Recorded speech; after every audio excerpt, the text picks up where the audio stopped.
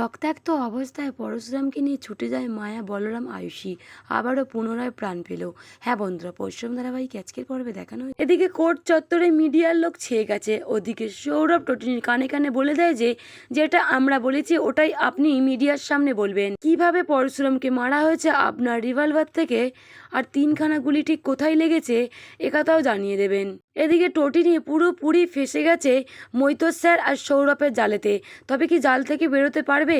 কে বাঁচাবে ওকে? নন্দিনী ছুটে এলো টটিনিকে বাঁচানোর জন্য। তবে কর্ণ চ্যাটার্জি অনেক টাকা দিয়েছে নন্দিনীকে এই কেসটা লড়ার জন্য। টটিনিকে জোর করে রাজি করানো হচ্ছে, না হলে টটিনির বাচ্চাদেরকে এর পরের বারে টার্গেট করা হবে। তাই জন্য টটিনি ও সৌরভের কথায় সম্মতি জানায়। কোর্ট চত্বরে কান্নায় ভেঙে পড়েছে টটিনি। ঠিক তখনই কর্ণ চ্যাটার্জি এসে পাশে দাঁড়ায় নন্দিনীকে নিয়ে এসে। ওইদিকে আরাধ্যাও দাঁড়িয়ে সবটাই দেখছিল। অনেক টাকা দিয়ে উকিল ঠিক করে নিয়ে এসছে। উকিলকে দেখতে চাইলে তখনই নন্দিনী পাশে এসে দাঁড়ায়। ওদিকে বলে, আমি কোনো গেম খেলছি না, বিশ্বাস করো টটিনি, আই অ্যাম সরি। দেখো, যে গেম খেলছে সে ওই গাড়িতে বসে ফোনে কথা বলছে। ঠিক তখনই জিৎ মুখার্জি ওখানে ফোনে কথা বলে আর টটিনিকে সেটা দেখিয়ে দেয়। এদিকে কর্ণ চ্যাটার্জি, নন্দিনী, আরাধ্যা যখন একসঙ্গে কথা বলছে টটিনির সঙ্গে, ঠিক তখনই ওখানে আসে জিৎ মুখার্জি আর এসে নন্দিনীর হাত দুটো জড়ো করে বলে, তুই এবারের মতো টটিনিকে বাঁচিয়ে দিলি, না হলে টটিনির জেল হয়ে যেত। তুই বাঁচিস বলে ঠিক গুছিয়ে কথা বললি আর বেলটা পেয়ে গেল টটিনি। টটিনির সঙ্গে অনেকবার নন্দিনী বেইমান ও বিশ্বাসঘাতকতা করেছে, তার সঙ্গে কর্ণ চ্যাটার্জি। এবারে টটিনি আর বিশ্বাস করতে পারছে না ওদেরকে। তবে পাশে এসে দাঁড়িয়েছে ওরাই। এদিকে কোর্টের বাইরে বাচ্চারা ভীষণই কান্নাকাটি করছে। ওখানে উপস্থিত ছিল টটিনির ছোট বোন প্রাচী আর তার মা। এদিকে টটিনি বলে দেয় যে তোরা ওদেরকে সামলাতে পারবি না। এদিকে কর্ণ চ্যাটার্জি তখনই চিৎকার করে উঠে বলে, আমি সামলাতে পারবো। এই কোর্ট চত্বরে এত যে ভিড় দেখছো, তারই মধ্যে আমার ভাড়া করা গুন্ড আছে, তাদের হাতে কিন্তু রিভলভারও আছে। কর্ণ চ্যাটার্জির সঙ্গে সব কিছু কথা বোঝাপড়া করে নিয়ে ওখান থেকে টটিনিকে নন্দিনী নিয়ে চলে যায় কোর্টের ভিতরে। এদিকে বাবিন সবটাই লক্ষ্য রাখছিল। ঠিক তখনই বিজিত বাবিনকে ফোন করে সবটা জানায় যে আমার সব কিছু রেডি আছে, দেখো যেন না বেল না যেন পায়। আরও বলে টটিনি হয়ে লড়ছে নন্দিনী আর তার সঙ্গে মদত দিচ্ছে কর্ণ চ্যাটার্জি। এদিকে বিজিত ভীষণই রেগে যায়, কারণ তারই এতদিন নুন খেয়েছে আর টটিনির হয়ে গুণ গাইছে।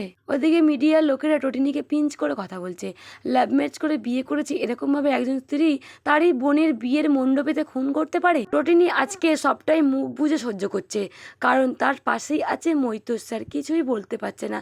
এখনো কিন্তু টটিনির স্বামীর পরশুরামের বডি পাওয়া যায়নি। নন্দিনী মিডিয়ার সামনে মৈতর স্যারকে উচিত শিক্ষা দেয় যে টটিনি এই খুনটা করেনি, সবটা প্ল্যান চক্রান্ত, ওকে ফাঁসানো হচ্ছে, কারণ এখনো পরশুরামের বডি পাওয়া যায়নি। এর বিষয়ে আমরা আপনাদের সঙ্গে কোনো কথা বলতে চাই না। এদিকে টটিনি ভীষণই রেগে যায় জিৎ মুখার্জির দিকে, কারণ মৈতর স্যারের অফিসের কর্ণ চ্যাটার্জির বদলে জিৎ মুখার্জি গেছিল। ওদিকে কর্ণ চ্যাটার্জি ফোন করে সবটা জানতে চাইলে কর্ণ চ্যাটার্জিকে অপমান করে জিৎ মুখার্জি সবটাই শুনেছে টটিনি। আর এদিকে গিরগিটির মতো রং পাল্টেছে জিৎ মুখার্জি, সেটাও পরিষ্কারভাবে ক্লিয়ার করে দেয় সকলের সামনে আজকে জিৎ মুখার্জিকে টটিনি। এই প্ল্যানের মাস্টার মাইন্ড হলো জিৎ মুখার্জি। পরশুরামকে মারার জন্য বিজিতকে ও বাবিনকে পাঠিয়েছে এই মানুষটি। তবে এই মানুষটিকে কি টটিনি আর বিশ্বাস করতে পারবে? কারণ নন্দা শিবানীকে সবটাই জানিয়ে দিয়েছে। এদিকে শিবানী ও টটিনির সঙ্গে দেখা করে ভালো করে বোঝাপড়া করে নিয়েছে পরশুরাম এখন কোথায় আছে। টটিনির নাটক জমে উঠেছে আজকের সিরিয়ালে। ওদিকে মায়া, বলরাম কিছুতেই মুখ খুলছে না, কারণ পরশুরাম কোথায় আছে একমাত্র ওরাই জানে। এদিকে আয়ুষী এখনো বাড়ি ফেরেনি। ত্রিপর্ণার সন্দেহ দ্বিগুণ বাড়ছে। ওদিকে বিজিতকে ফোন করে সবটা জানিয়ে দেয় যে আয়ুষী বাড়ি ফেরেনি। ভরা মিডিয়ার সামনে জিৎ মুখার্জিকে কর্ণ চ্যাটার্জি উচিত শিক্ষা দেয়, আরও ভালোভাবে বুঝিয়ে দেয় যে আপনি খুব সাবধান, আপনি কখন কোথায় থাকেন, আমার নেটওয়ার্ক আপনি জানেন তো। এদিকে জিৎ মুখার্জির এরকম কথা শুনে পায়ের তলা থেকে মাটি সরে যায়। নন্দিনী তখন বড় বড় চোখ করে কর্ণ চ্যাটার্জির দিকে তাকায়। টটিনি কিছু বুঝতে পারছে না কি করছে, এরা কি করতে চায়। এদিকে টটিনি বেল পেয়ে গেছে, সেটা বিজিতকে জানিয়ে দেয় বাবিন।